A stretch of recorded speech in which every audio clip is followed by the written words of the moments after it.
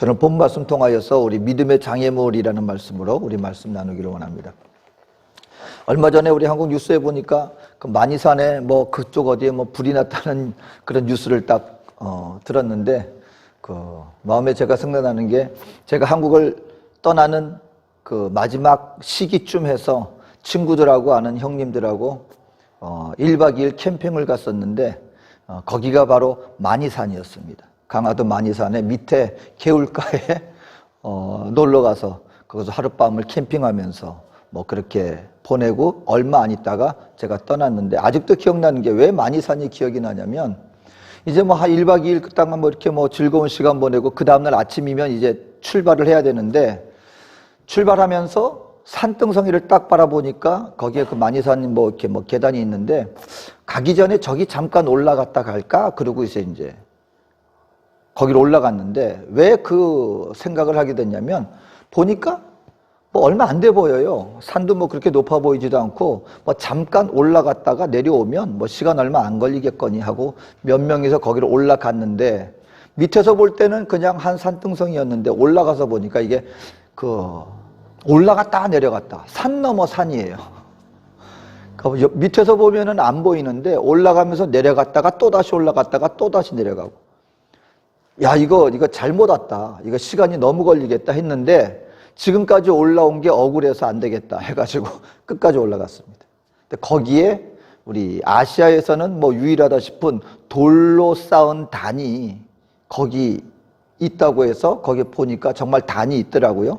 근데 그때는 몰랐는데 아마 그게 동양에서는 좀 약간 쉽지 않은 그런 돌로만 이렇게 쌓아서 올린 단이다 해서 거기 또 보니까 뭐 하늘림이다 해서 좀 약간 왜냐면은 그 이스라엘 백성들이 쌓는 그 단이 돌로 쌓은 단이다 해서 우리 기독교적으로는 뭔가 약간 연관시키려고 하는 그런 이야기가 있는 것을 들었습니다. 근데 거기서 제가 깨달은 게 뭐냐면 이게 산 넘어 산 이게 하나 넘어가서 이제 다 왔거니 했는데 올라가 보니까 또 내려가서 또 다른 산이 있고 우리가 삶을 살아나가다 보면은 우리를 지치게 하는 것 중에 하나가 바로 이런 게 아닌가 싶어요. 여러분 이게 문제가 하나 해결이 됐나 싶어서 이제는 아무 문제 없이 이제는 그 문제가 있을 때 여러분 얼마나 우리 마음이 무겁습니까? 이거 이제 근데 어떻게 하다가 그게 해결이 됐어요. 해결이 돼서 이제는 문제 없이 이제 평탄하게 살겠구나 했는데 산 넘어 산이라고 문제 하나 해결됐나 싶었더니 생각지 않게 또 다른 문제가 또 하나 덜컥 생기고 또 그거 하나 생겼나고 이제는 문제 없이 내가 잘 조심해서 문제 없이 이제 다시는 이와 같은 어려움 없이 해야지 했는데 또 생각지 못한 거에 또 다시 덜컥 뭐가 문제가 생겨요. 산 넘어 산이다. 이게 참 우리 인생을 좀 피곤하게 만드는 것 같습니다. 지치게 만드는 것 같습니다. 오늘 근데 본문에 보니까 하나님이 여호수아에게 나타나서 하신 말씀이 이게 참 힘들게 하는 말씀이 우리에게 등장합니다. 여호수아가 여러분 그 애굽에서 그 노예 생활 하다가 광야에 나왔어요. 광야에 나와서 이제 우리가 그 고달픈 인생길 끝나고 하나님의 축복된 삶으로 이제 우리에게 평탄한 삶, 이제 우리는 정말 하나님 앞에서 축복된 삶을 누리면서 살 수 있겠구나 싶었는데 하나님이 인도해 주신 곳이 어디예요? 광야예요. 광야에서 이거 조금 시간 지나고 이제 하나님이 약속해 준 그 가나안 땅에 가서 우리가 정착하며 살 수 있겠구나 싶었는데 거기서 하나님께 불순종하고 말았어요. 그 40년이란 시간을 보내고 말았습니다. 40년이란 긴 시간을 보내고 이제 드디어 하나님이 약속의 땅 가나안 땅을 눈앞에 보이고 이제 그 땅을 점령하여 들어가게 만들었습니다. 여러분 여호수아 입장에서는 처음에는 자신의 지도자 모세를 밑에서 열심히 섬기면서 이제 이 모세의 인도를 따라 우리가 그 하나님의 목적에 달성하겠구나 싶었는데 이게 웬일입니까? 어느 날 보니까 모세가 가나안 땅에 들어가지 못하는 거예요. 그리고 그 무거운 책임을 누가 맡게 되었어요? 여호수아가 맡게 되었어요. 여호수아가 군인입니까? 노예 생활하다가 나왔어요. 그리고 자기와 자기 또래 세대들은 광야에서 다 사라져 버렸어요. 이제 새로운 세대들을 인도해야 될 사람은 몇 명 안 남았습니다. 그 무거운 어깨에 짐을 지고 말 그대로 정말 믿음 하나만 가지고 여리고성을 주님의 말씀대로 행하여서 가나안 땅을 점령하여 나갔는데 하나님이 은혜를 주셔서 가는 곳마다 그 땅을 점령하여서 이제 그 가나안 땅을 다 점령하여서 그리고 땅을 분배하여서 이제 우리 땅이 되겠거니 이제는 아무 더 이상 전쟁 없이 하나님 앞에서 이제 누리기만 하면 되겠구나 싶었는데 하나님이 주신 말씀이 오늘 본문 말씀이에요. 여호수아가 나이가 많아 늙음에 야훼께서 한마디로 기도 응답을 주신 것 같아요. 그런데 그 응답이 어떤 거였느냐? 그에게 이르시되 너는 나이가 많아 늙었고 이제는 모든 게 다 평탄할 거야. 그게 나와야 되는데 너는 나이가 많아 늙었고 얻을 땅이 매우 많이 남아있도다. 아니 하나님 이게 무슨 일입니까? 이제 다 된 건 줄 알았는데 얻을 땅이 아직 많이 남아있다고요? 이건 무슨 말이냐면 아직도 싸워야 할 곳이 많아. 지금 그 말씀 주신 거예요. 산 넘어 산이다. 그런데요, 하나님께서 우리 인생들에게 주신 말씀이요, 우리 믿는 신앙인들에게는 이와 똑같은 말씀을 우리에게 주고 있다는 걸 우리는 알아야 돼요. 여러분, 우리가 신앙생활에 나가다가 많은 시간들 보내고 이제 어느 정도 신앙의 시간이 지났어요. 그리고 하나님 앞에서 열심히 봉사도 했어요. 나이도 많이 들었어요. 이제 어떤 노년의 나이가 되어서 이럴 때 우리가 원하는 건 뭡니까? 이제 내가 젊어서 수고하고 애를 많이 썼으니까 하나님 이제 앞으로는 이제는 좀 쉬면서 그리고 하나님 앞에서 또 이 땅 가운데서 내가 누릴 거 누리면서 이젠 그렇게 살아도 되지 않겠습니까? 하는데 주님이 하시는 말씀은 여전히 말씀하는 거예요. 아직까지 우리가 얻어야 할 땅이 많이 남았어. 아직도 감당해야 할 사명은 많이 남아 있어.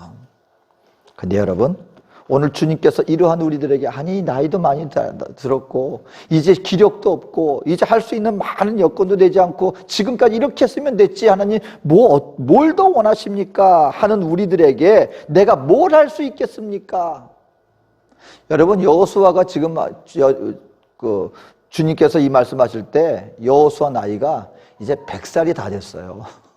100살이 다 된 나이예요. 여러분, 나이 100살 돼가지고 무슨 어떤 기력으로 뭘 할 수 있단 말입니까? 그러고 있을 때 주님께서 주시는 말씀이, 하나님이 여호수아서 오늘 13장 6절에 이렇게 말합니다. 내가 그들을 이스라엘 자손 앞에서 쫓아내리니 너는 내가 명령한 대로 그 땅을 이스라엘에게 분배하여 기업이 되게 하되.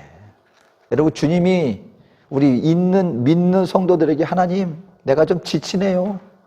내가 이제 하기에는 좀 내가 이제는 무리가 됩니다. 그런 마음을 갖고 있는 우리 인생들에게 주님이 주시는 말씀은 이겁니다. 내가 다 쫓아내 줄 거야. 그럼 너희는 그 땅을 취하여서 기업에 분배만 하면 돼. 이게 뭐냐면요, 하나님이 우리에게 내가 함께 해줄 거 다 해줄 건데 그렇지만 그렇다 할지라도 너희가 해야 될 일은 여전히 남아있어. 이걸 잊지 말아라 라고 말씀하고 있습니다. 그것 중에요, 우리가 신앙생활에 나가면서 끝까지 승리하며 나갈 수 있기 위해서 우리가 원수마귀의 이 땅 가운데서 우리가 물리쳐야 할 유혹들이 몇 가지가 있습니다. 우리가 끝까지 승리하는 자가, 마지막 승리의 깃발을 꽂는 자가 되기 위해서는 우리가 그 신앙의 여정 속에 장애물을 제거해야 될 것이 몇 가지가 있는데, 오늘 첫 번째 그 뭐냐면 중립지대에 머물고자 하는 유혹을 우리는 물리쳐야 됩니다. 중립지대에 머물고자 하는 마음.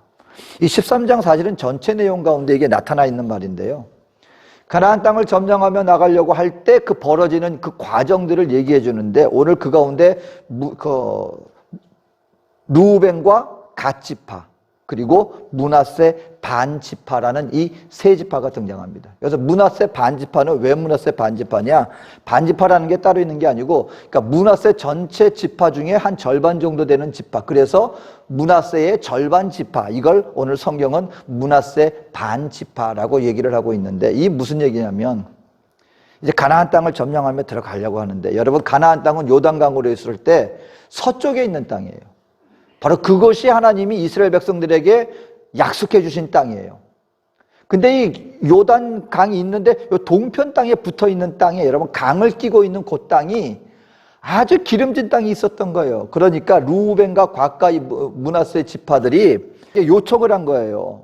우리가 가나안 땅에 물론 가서 우리 땅을 우리가 차지할 수도 있지만 우리에게는 이 동편 땅을 주십시오 라고 요청하는 그런 얘기가 나옵니다. 그런 민수기에 보면은요, 이 모세에게 이것을 처음에 요청을 했거든요. 우리가 지금 보니까 가축이 아주 많은데 지금 보니까 이 땅이 우리가 그 가축을 치기에 참 좋은 조건을 갖고 있으니까 우리에게 이 땅을 주십시오. 그럴 때 모세가 대노합니다. 그래서 민수기서 32장에 보면은요, 14절 15절에 아주 분노하면서 이렇게 말합니다. 보라, 너희는 너희의 조상의 대를 이어 일어난 죄인의 무리로서 이스라엘을 향하신 여호와의 노를 더욱 심하게 하는도다. 너희가 만일 돌이켜 여호와를 떠나면 여호와께서 다시 이 백성을 광야에 버리시리니 그리하면 너희가 이 모든 백성을 멸망시키리라. 아주 굉장히 심한 말을 이 세 지파에게 합니다. 이유는 뭡니까? 왜 이스라엘 백성들이 광야에서 40년을 헤매게 되었습니까? 하나님의 말씀을 순종하지 않았기 때문이에요. 그런데 오늘 지금 루벤, 갓, 므낫세 지파가 얘기하는 건 뭐예요? 하나님은 분명히 가나안 땅을 차지하라 그랬는데 가나안 땅이 아닌 그 외 지역을 지금 우리가 차지하고 여기 눌러 앉겠습니다 얘기하니까 너희가 또다시 하나님의 명령을 순종하지 않으면 우리 모든 이스라엘이 멸망당할 텐데 너희 때문에 우리가 멸망당하는 일이 발생할 것이야 라고 굉장히 심하게 책망을 합니다. 그럴 때 이 지파들이 한 얘기가 뭐냐면 오해하지 마십시오. 우리가 전쟁에 같이 안 나가고 우리가 떨어지겠다는 게 아니라 가나안 땅을 점령할 때까지 우리가 함께 하겠습니다. 하지만 그 점령하고 난 다음에 우리에게 줄 땅을 그 가나안 안에 있는 땅이 아닌 이 땅을 우리에게 주십시오. 그 얘기하는 겁니다 하고 해서 모세가 그걸 받아들여서 나중에 이 땅이 그들에게 차지하게 됩니다.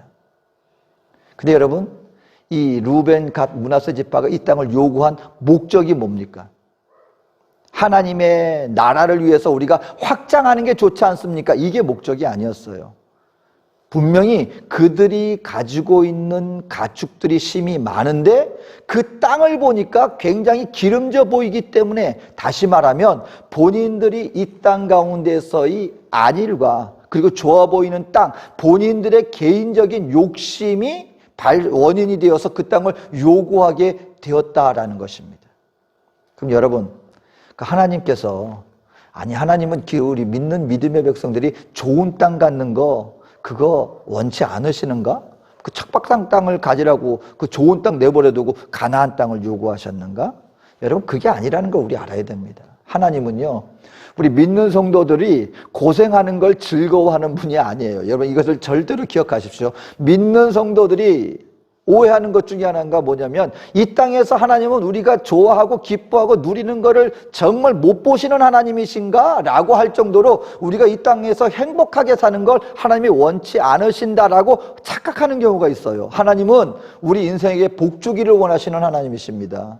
이 땅 가운데 우리가 정말 잘 살기를 원하는 게 하나님의 목적이에요. 나중에 여러분이 이 역사를 보면은요, 그럼 갓 지파, 루벤 지파, 므낫세 지파가 그 땅을, 다른 땅을 차지해서 아주 그냥 번성하면서 잘 살았느냐? 여러분, 그 땅은 그들 보기에 좋으면 누구 보기에도 좋겠어요? 다른 사람들 보기에도 좋은 땅이에요. 나중에 역사를 보면은요, 그 주변에 있는 아랍 다른 민족들이 그 땅 차지하려고 얼마나 큰 전쟁 때문에 고통당했는지 모릅니다. 나중에 아수르에서 북이스라엘이 멸망당할 때 제일 먼저 멸망당한 족속이 바로 이 세 족속이에요. 하나님은 우리 인생들이 앞으로 다가올 때 어디에서 어떻게 사는 게 우리에게 가장 좋은 것인가 잘 알아요. 그래서 가장 좋은 걸 우리에게 주시는데 우리는 육신의 소욕을 따라 당장 내 눈에 보기에 좋은 거, 이게 좋으니까 이걸 뭉쳐쥐려고 하는 거예요. 근데 하나님 볼 때는 너 그것 때문에 나중에 절대로 너 행복하지 않아.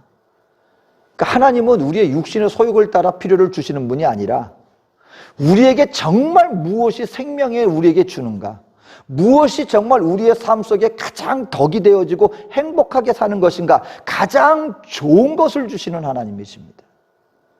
부모님이 볼 때 여러분 어린 자녀들이 막 요구하는 것 보면은 우리 부모님들은 알아요. 이건 너한테 절대로 좋은 거 아니야. 근데 어린아이들은 뭐예요? 아무것도 모를 때는, 철없을 때는 그냥 내 육신의 소욕이 보기에 좋은 대로 그거 달라는 거예요. 사탕하고 초콜릿하고 맛있죠. 입에 달죠. 근데 그것만 달라 그러면 부모님들이 볼 때는 그거 안 주잖아요. 왜? 그것만 먹으면 뭐가 썩으니까. 이빨 썩으니까. 몸에 안 좋으니까. 근데 그거 뺏으면 원망하는 거예요. 왜 나한테 좋은 거 안 주시냐고. 여러분, 우리 하나님은요, 우리 인생들에게 좋은 걸 주기를 원하시는 거예요. 그런데 때로는 우리들에게 여러분 이와 같은 욕구가 있습니다. 하나님 앞에서 우리 신앙생활 열심히 해나가다가 어느 순간인가 보면은 하나님 이제는 이 정도 됐으면 내가 이 세상의 것도 좀 누리고 하나님 앞에서도 좋고 우리가 다 좋은 거 아닙니까? 므낫세 갓 루벤 갓 므낫세 지파는요 한마디로 이거예요. 하나님, 한 발은 내가 세상에, 한 발은 내가 주님 원하는 거 하긴 할 거예요. 하지만 나는 세상에서도 내가 한 발 딛기를 원합니다. 이 중립지대에 있기를 원하는데 믿는 하나님의 백성들에게는 중립지대는 없습니다. 중립지대는 없습니다. 하나님이 원하는 거예요. 덥든지 차든지 해. 아예 아니면 아니다. 아니면 하나님 쪽에 속하려면 하나인데 이것도 좋고 저것도 좋사오니 주여 세상도 좋고 하나님도 좋고 둘 다 누리게 해주시옵소서. 이런 마음이 우리에게 때로는 찾아올 수도 있다. 찾아올 수도 있다. 여러분, 우리 기독교가 가장 빛을 발했을 때가 언제인지 아십니까? 가장 핍박받았을 때예요. 근데 우리 기독교가 가장 타락했을 때가 언제인지 아십니까? 세상에서 여러분, 이 세상과 이 기독교가 함께 짝하여 갔을 때. 그래서 여러분이 중세시대에 가장 타락했던, 그리고 가장 끔찍한 살육을 벌였던 그런 전쟁들이 여러분 보면 종교전쟁이에요. 근데 우리 기독교에서도요, 이 세상 정치와 짝하여서 여러분 교황이 왕을 세우고 왕을 패했습니다.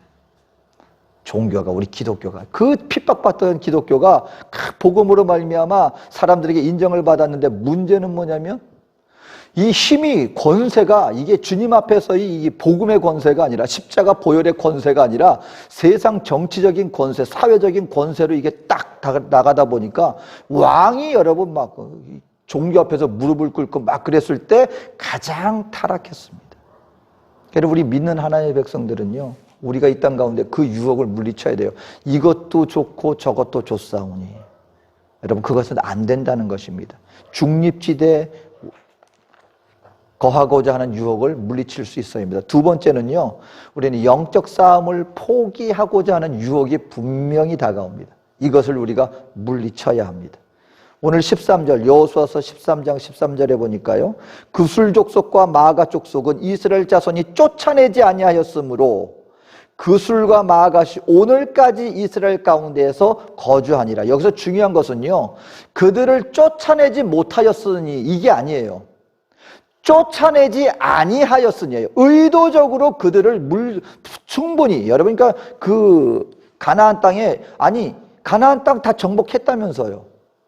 근데 그게 무슨 또 뭐가 있다니. 그러니까 여러분, 이게 소수민족이 여전히 그 안에 존재하고 있는 거예요. 가나안이, 이스라엘 백성들이 가나안 땅을 정복하고 많은 것을 본인들이 다 분배했지만 그 안에 거주하는 소수민족들은 여전히 거주하였는데 하나님은 그들 모두를 물러쳐라, 몰아내라, 이것이 하나님 뜻이었는데 그 어떤 이유에서인지 이들이 거주하는 것을 의도적으로 용납했습니다.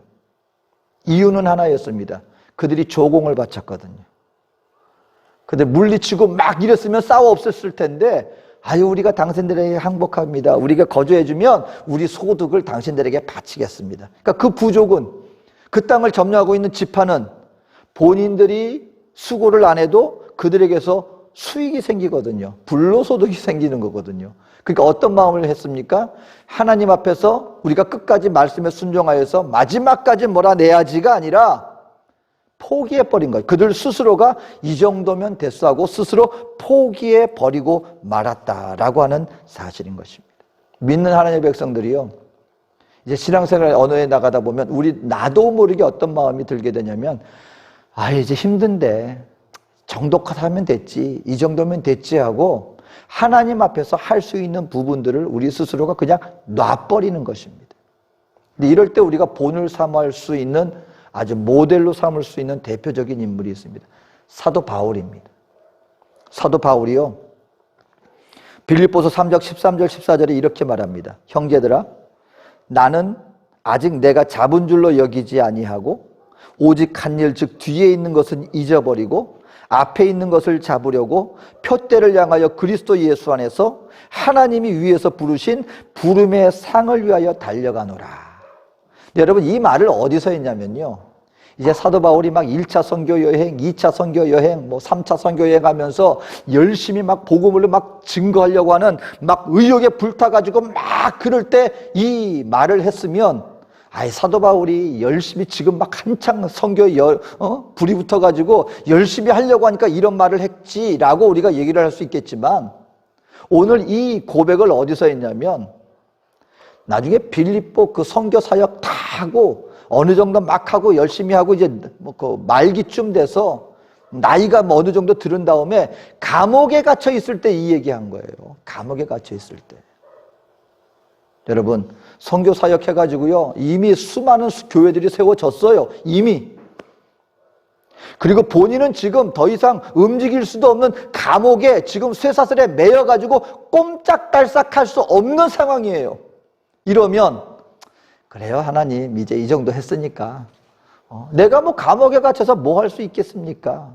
이제는 하나님, 내 이제 후세대들한테 맡기고요, 나는 이제 여기서 기도나 하면서 내 마지막 준비하겠습니다. 여러분, 이 마음 충분히 품을 수 있지 않겠습니까? 아니, 뭘 할 수 있단 말입니까? 감옥 안에서 아무것도 할 수 없어요. 그런데 사도 바울이 거기에서조차도 그 마음과 심령은 지금 이 얘기하고 있는 거예요. 형제들아, 나는 내가 아직 잡은 줄로 여기지 아니하고 오직 한 일, 즉 뒤에 있는 것은 잊어버리고 아직도 앞에 있는 것을 잡으려고 표대를 향하여 내가 부름의 상을 위하여서 나는 아직도 달려갈 준비가 돼 있어. 여러분, 바울이 거기서 아무것도 못했겠죠? 근데 거기서 한 일이 있어요. 자기와 함께 있는 병사들, 그리고 그 열에 24시간 그 옆에 붙어 있는 겁니다.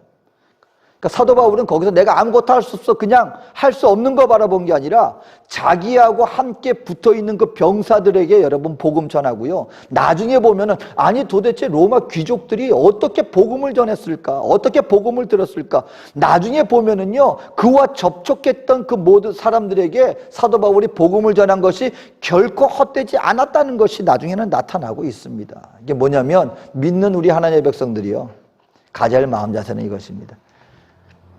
이만하면 됐지 하는 마음, 여기서 내가 뭘 할 수 있겠어 하는 마음, 이것이요, 이게 초창기에도 우리가 열심을 내고 우리가 과정에도 열심을 내지만, 여러분, 믿는 하나님의 백성들은요, 마지막까지도 중요해요. 마지막까지 내가 중간에 내가 놓지 않겠다, 나는 아직까지도 내가 할 수 있는 게 있어. 나중에 갈렙은요, 헤브론산 아무도 그 초롱성이라고 하는 성을 젊은 세대들조차도 꺼려하는데, 갈렙이 그 나이 80이 넘어가지고요, 나중에 갈렙이 말합니다. 이 산지를 내게 주소서가 바로 그 마음 자세예요. 여호수아나 갈렙은 이미 나이 들어서 노년 중에 노년입니다. 그런데도 불구하고 젊은 세대들조차도 꺼려하고 있는 그 헤브론 산을 향하여서 이 산지를 내게 주소서 라고 말하면서 전진하는 그 불태진의 믿음, 자세를 그들은 잃지 않았고요, 사도 바울도 마찬가지였습니다. 마지막까지 믿는 하나님의 백성들을 우리가 포기하지 말아야 될 것, 하나님, 중도에 내가 포기하고 싶은 그런 마음을, 유혹을 물리쳐야 합니다. 마지막으로는요, 세상과 사탄의 유혹을 물리쳐야 합니다. 중립적인 마음 자세, 이제 이만큼 하면 됐지 하고 중간에 포기하고자 하는 마음 자세를 물리쳐야 할 뿐만 아니라 세상과 사탄의 유혹을 물리쳐야 합니다. 오늘 본문에 의외의 이름이 등장합니다. 여호수아서 13장 22절에 이스라엘 자손이 그들을 살육하는 중에 부올의 아들 점술과 발람도 칼날로 죽였더라. 이 발람이라는 인물을 죽였다는 걸 굳이 이름을 언급하면서 이렇게 짧게 등장시킵니다. 이유는 뭘까요? 여러분 발람 기억하시죠? 근데 저는 발람에 대해서 사실 오랫동안 좋은 감정을 갖고 있었어요. 우리가 아는 것처럼 이스라엘 백성들이 오니까 발락 왕이, 이름이 비슷해요. 헷갈리면 안 돼요. 발락, 발람 비슷한데 그 선지자 이름은 발람입니다. 나중에 보니까 그 점성가라고 이렇게 나와 있는데, 발락 왕이 이게 도저히 안 되겠어. 그래서 이게 신적인 힘을 빌려야 되겠다고 해서 발람이 그때 사람들에게 알려져 있는 신통하다 하는 선지자로 알려져 있으니까 그 사람 불러가지고 이 이스라엘 백성들을 저주하라 그랬는데, 발람이 어떻게 했습니까? 하려면은 하나님께서 그걸 막으셨어요. 그리고 그 발락 왕한테 가는데 우리가 잘 아는 그 얘기가 있잖아요. 당나귀가 말을 했잖아요. 당나귀가 타고 가는 당나귀가 갑자기 막 가는데 보니까 천사가 칼을 들고서는 이 자기 주인을 죽이려고 지키고 서 있는 거예요. 그랬더니 그냥 난리 쳐가지고서는 떨어뜨리니까 이놈의 당나귀가 미쳤나고 자기를 팹니다. 나중에 얼마나 답답했으면 당나귀가 말을 하겠어요. 이 사람아, 내가 당신 살린 거야. 당신 죽을 거 내가 살린 거야. 그랬더니 발람이 정신 버떡 차리고, 아이고 하나님, 당신이 원치 않으면 내가 가지 않겠습니까? 그랬더니 가되 너는 내가 시키는 말만 해라. 그리고 저주를 못하고 축복만 하고 왔잖아요. 그러면 이 하나님의 감동도 있는 사람이고 하나님 말씀대로 한 그 올바른 선지자 아닙니까? 그런데 나중에 나옵니다. 이 발람이 어떤 일을 벌였는지, 결국 왜 이렇게 이스라엘 백성들을 괴기에 빠뜨리게 했느냐. 나중에 분명히 성경은 말합니다. 불의한 재물 때문이었다.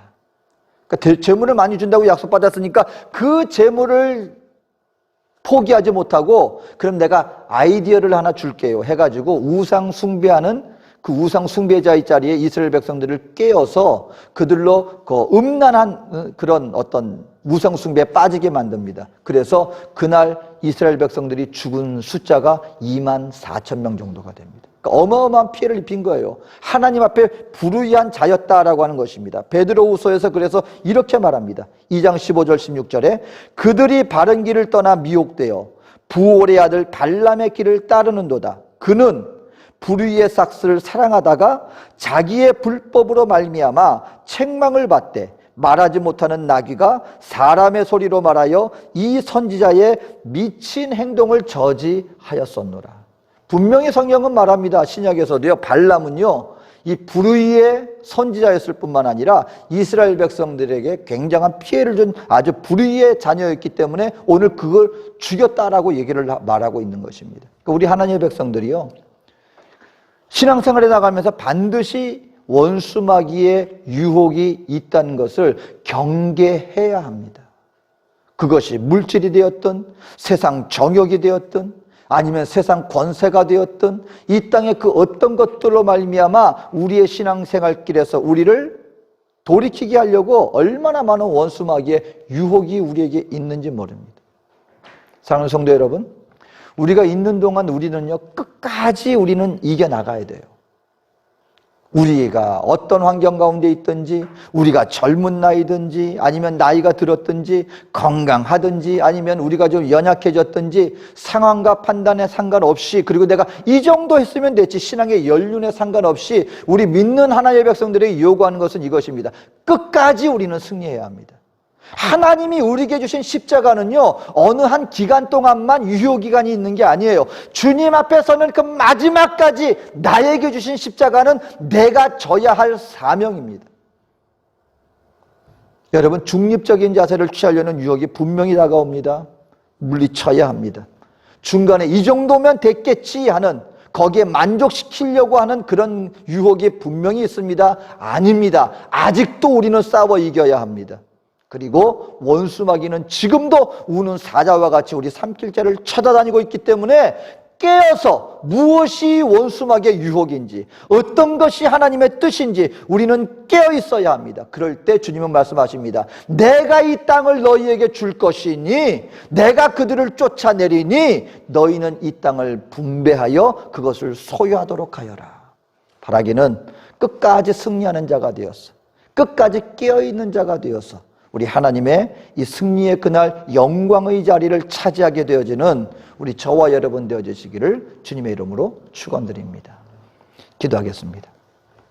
사랑과 은혜가 많으신 좋으신 하나님, 오늘 우리 믿는 하나님의 백성들로 하여금 아버지 하나님 안주하고자 하는 유혹, 또 원수마귀의 세상으로부터의 죄악으로 말미암아 틈타려고 하는 이와 같은 유혹, 중간에 만족하고자 하는 이와 같은 유혹을 우리가 다 물리쳐서 깨어있음으로 말미암아 마지막 그날까지 우리의 복음의 십자가의 사명을 감당하여 우리 하나님 앞에 인정받는 끝까지 승리하는 믿음의 승리자들이 다 되게 하여 주시옵소서. 함께 하실 주님의 은혜를 감사드리며 예수님의 이름으로 기도합니다. 아멘.